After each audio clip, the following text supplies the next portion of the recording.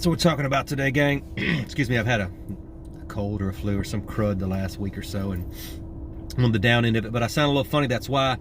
But you know, sometimes, have you ever noticed, like, some businesses will open and they'll just be awesome for the first 2 or 3 months, can't get in the parking lot, and then they fall off, there's like no one there, it's a ghost town, and then they close 6 months later.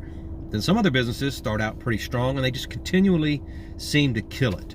They have, you know, continuous steady flow of customers, and then 5 years later they're still killing it. Well, the difference between those two businesses usually, and this is where I probably hurt some people's feelings, the first group usually is a leadership problem. And if you're a small business owner, the leadership is probably you, right? You run everything in the business. You're the HR person, the payroll person, the recruiter, the candlestick maker, and, you know, the trainer, everything, right? So, you know, salesperson, you do all of it, and it's tough. So if I hurt your feelings, sorry, but not sorry, but you need to hear it. But really what they should say is it's not really a leadership problem, it's a lack of strategy with the leadership. And you can almost always go into those businesses, and I had a business recently, I went in, it was, you know, like a Chamber of Commerce thing, you know, we go cut the ribbon, and I bought them a copy of my first 2 books, and I was talking to the owner, and I think I might have mentioned this in a previous video, and I said, you know, how'd you guys get into this? What made you want to do this? And it was like, well, my son wanted to start a business, and we was going to do this, but we couldn't get licensed for that, so we just opened this instead. I'm like, cool, so what's your plan for the next 3 years, 5 years? And she's like, I really don't know. And I'm like, I went home, I remember telling my wife, and I was like, they're going to be closed in less than a year. And it's exactly what happened. They were closed, I think, in like 6 or 7 months. So a lack of planning, a lack of strategy, and then of course implementation of that strategy is usually why most businesses are in that first category versus the second category. I think 86% of all businesses close in the first year, and then that number gets even smaller at 3 years. So, you know, and the sad thing is, the reason why 86% of all businesses fail in their first year is they don't teach this stuff in school, right? You go to school to learn to get a job, not entrepreneurship, not how to run a business, and or particularly strategy. And even when you go to college and learn business management, it's mostly about marketing and other stuff that doesn't really teach you how to have a successful business. Marketing is important, but it's not everything in your business. And I'll give you another example of that. Almost everyone I talk to, the first thing they always tell me is, I need more clients. I need to work on my marketing, I need more clients.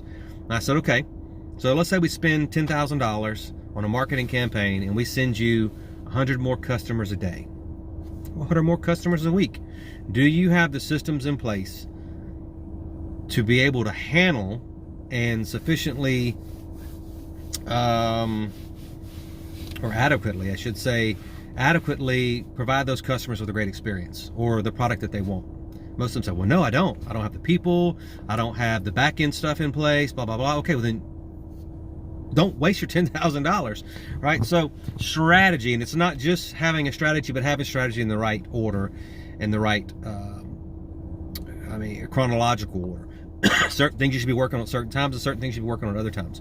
So that's mostly what I do. Almost every single one of my customers or clients that I coach or work with, the first thing I do is an assessment, and it depends on what type of business, but I have 3 different assessments that I use, and that's the first thing we do. And all 3 of those assessments, regardless of which one you use, generates a strategy roadmap, and that's what we follow through your coaching program.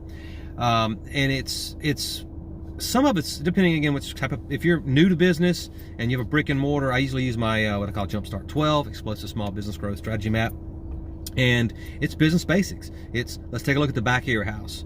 Is the back of your house in order? Do you have your systems and processes in order? Do you have the ability to get the right inventory you need to create whatever it is that you create, and so on and so forth? And are they profitable? If they're not, let's look into that, you know. And so, you know, do you have an upsell, a downsell, a cross sell, all that fun stuff? What's your marketing message? Who's your ideal customer? All the basic stuff that you should utilize. But a lot of businesses, like the lady I talked about earlier, they just open a business because they want a business, or someone told them they were good at X. Like, mama said I'm a great taco maker, so I'm opening a taco shop.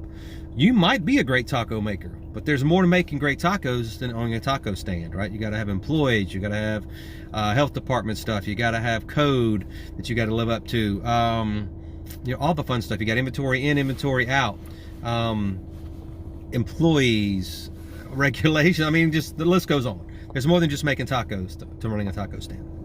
So my advice to you as a business owner, create a strategy, whether it's with me or not. You don't have to use my strategies. They all work. I guarantee them. I'm one of the few small business, in fact, I'm probably the only small business coach that I know of that guarantees, I have a 200% guarantee. I don't have contracts. So if you know what I'm selling ain't working for you, let's part ways, shake hands, and go find someone who can help you.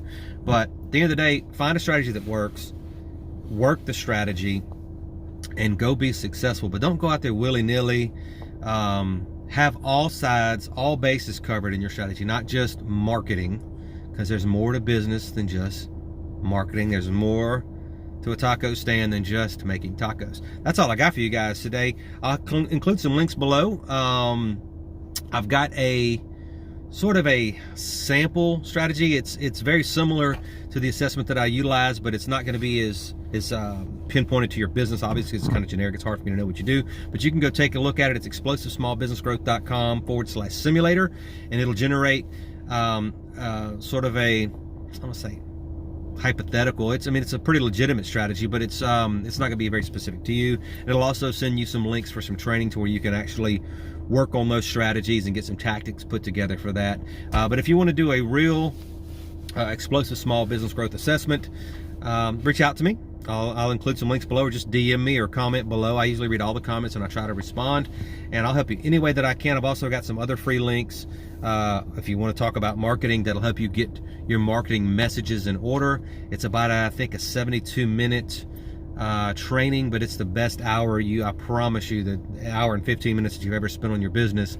It'll totally change the way you look at your marketing messaging, and that's totally free. Doesn't cost you anything. Just go watch the video and implement those strategies. That's all I got, guys. Hope you learned at least one thing today that'll help take you to the next level.